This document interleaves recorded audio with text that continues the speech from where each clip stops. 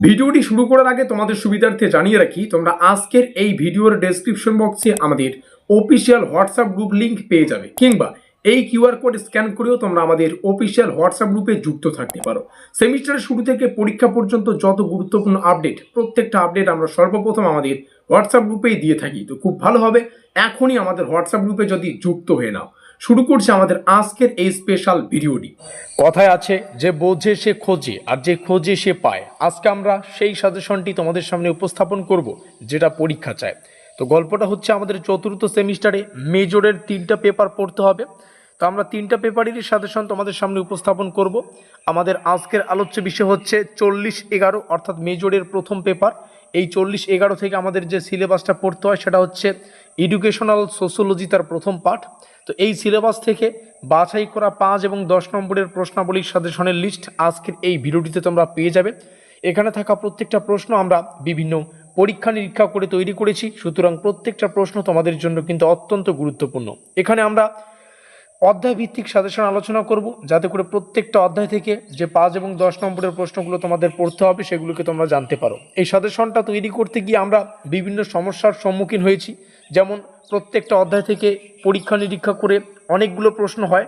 আমরা limited suggestion তোমাদের সামনে শেয়ার করার চেষ্টা করব, যাতে করে অযথা কিছু প্রশ্ন না পড়ে, যেগুলো পরীক্ষার জন্য এক্স্যাক্ট ইম্পর্টেন্ট, সেগুলো কি তোমরা প্র্যাকটিস করতে পারো।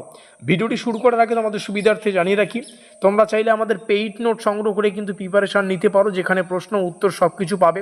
2 নম্বরের, 5 নম্বরের এবং 10 নম্বরের প্রত্যেক টাইপের প্রশ্ন উত্তর আমরা আমাদের পেইড নোটসের আওতায় করি। আর এই চতুর্থ সেমিস্টারের পেইড নোটসের প্রাইস আমরা রেখেছি 450 রুপিস। এখানে তোমরা মেজরের 3টা পেপার থেকেই সম্পূর্ণ নোটপত্র পেয়ে যাবে, অর্থাৎ 40-11, 40-12, 40-13। শুধুমাত্র 4th সেমিস্টারেই সীমাবদ্ধ নয়, তোমরা যখন আরও উঁচু সেমিস্টারগুলোতে উত্তীর্ণ হবে তোমরা কিন্তু আমাদের নোটপত্র পেয়ে যাবে। তো প্রত্যেক সেমিস্টারে নোটপত্র তোমরা সংগ্রহ করার জন্য এখানে তোমরা আমাদের অফিসিয়াল যোগাযোগ নম্বর দেখতে পাচ্ছ, এখানে যোগাযোগ করে আমাদের সাথে কথা বলে নোটপত্রগুলো সংগ্রহ করতে পারো। আমরা প্রথম অধ্যায়টা দেখে নিচ্ছি। প্রথম অধ্যায় হচ্ছে শিক্ষা সমাজ বিজ্ঞান। এখান থেকে যে কয়েকটা প্রশ্ন আমাদের 5 এবং 10 নম্বরের জন্য পড়তে হবে, তার মধ্যে প্রথম, শিক্ষা সমাজ বিজ্ঞান কাকে বলে, এর প্রকৃতি পরিধি।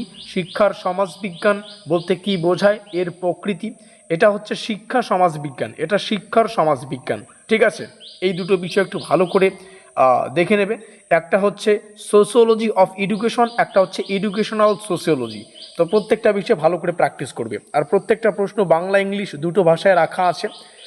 তৃতীয় যে কোশ্চেন, শিক্ষা সমাজবিজ্ঞান ও শিক্ষার সমাজবিজ্ঞানের মধ্যে পার্থক্য। আর যেখানে পার্থক্য থাকে সেখানে সম্পর্ক থাকে, সম্পর্কটা এক্সট্রা করে পড়বে। সমাজবিজ্ঞান ও শিক্ষার মধ্যে সম্পর্ক এখানে দেওয়াই আছে, একটু পড়বে। আধুনিক সমাজে শিক্ষা সমাজবিজ্ঞানের গুরুত্ব, এগুলো হচ্ছে প্রথম অধ্যায়ের গুরুত্বপূর্ণ প্রশ্ন। আমরা দ্বিতীয় অধ্যায়ে যদি প্রবেশ করি, সামাজিক উপব্যবস্থা হিসেবে শিক্ষার বৈশিষ্ট্য, শিক্ষা ও সম্প্রদায়ের উপাদানসমূহ আলোচনা করো।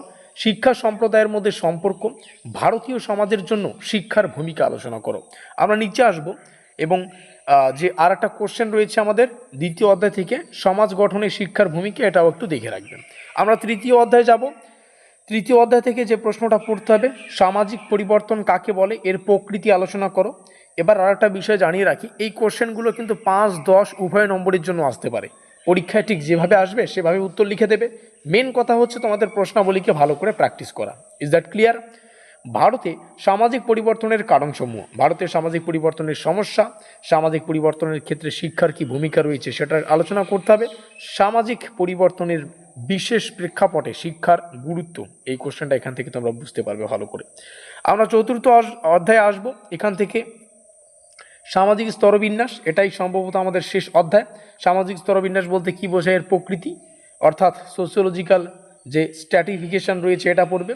সামাজিক স্তরবিন্যাসের প্রেক্ষাপটে শিক্ষার ভূমিকা। সামাজিক সমতা, এটা 5 নম্বরের দেখেই বুঝতে পারছো কোশ্চেনটা ছোট রয়েছে, এটা 2 মার্কের জন্য আসতে পারে। তো যদিও আমরা 2 নম্বরের প্রশ্ন পরবর্তীতে সাজেশন আকারে তোমাদের সামনে শেয়ার করার চেষ্টা করব। শিক্ষাগত সুযোগের সমতা বলতে কি বোঝায়, এর গুরুত্ব আলোচনা করো। আর একটা কোশ্চেন রয়েছে শেষে, সেটা হচ্ছে সামাজিক সমতা প্রতিষ্ঠায় শিক্ষার ভূমিকা। এই কয়েকটা কোশ্চেন।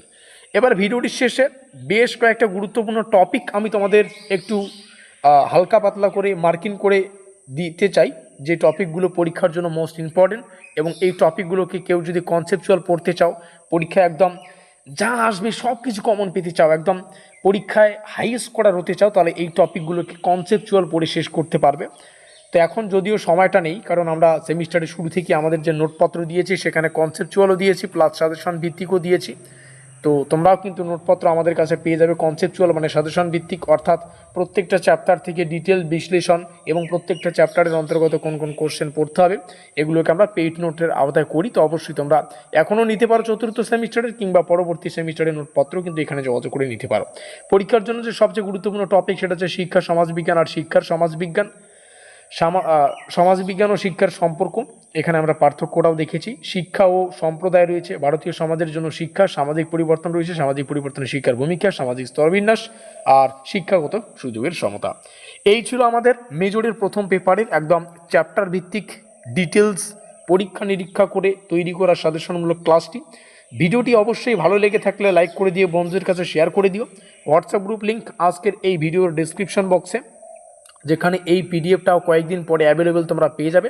তো অবশ্যই ডেসক্রিপশন বক্সে থাকা লিঙ্কে ক্লিক করে যুক্ত হয়ে নাও।